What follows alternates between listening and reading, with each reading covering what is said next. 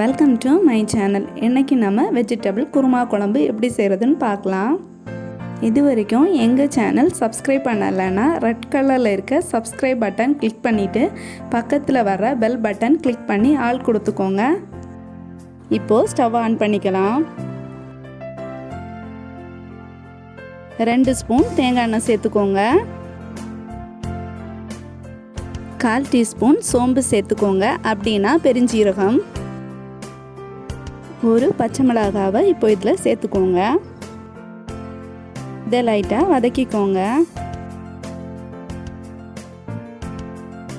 ஒரு பெரிய வெங்காயத்தை இந்த மாதிரி சின்னதாக கட் பண்ணி வச்சுருக்கேன், இப்போ இதில் சேர்த்துக்கலாம்.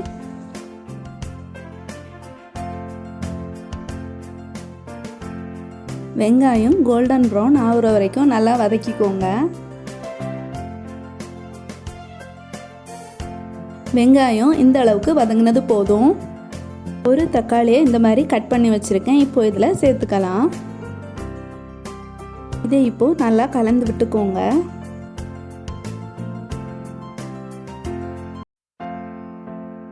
குழம்புக்கு தேவையான அளவுக்கு உப்பு இதில் சேர்த்துக்கோங்க. இந்த டைமில் உப்பு சேர்த்தாதான் வெங்காயம் தக்காளி நல்லா வதங்கி கிடைக்கும்.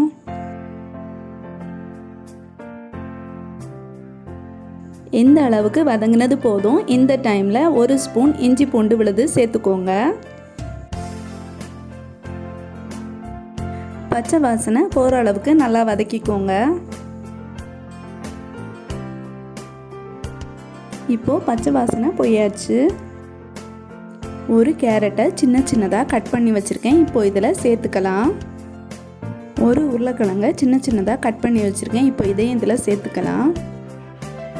6 முதல் 8 மணி நேரம் ஊற வச்சுருந்த பச்சை பட்டாணி பருப்பை இதில் சேர்த்துக்கலாம்.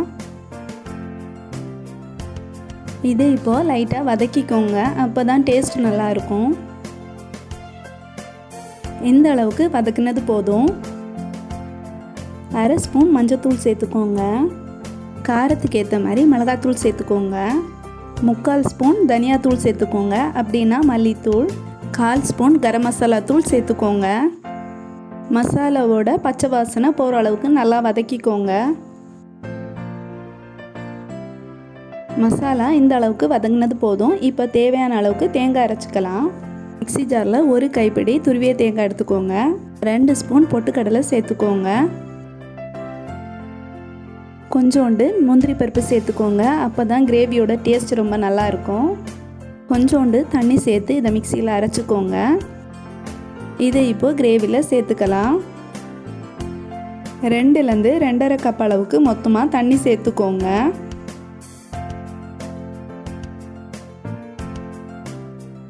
இதை இப்போது நல்லா கலந்து விட்டுக்கோங்க.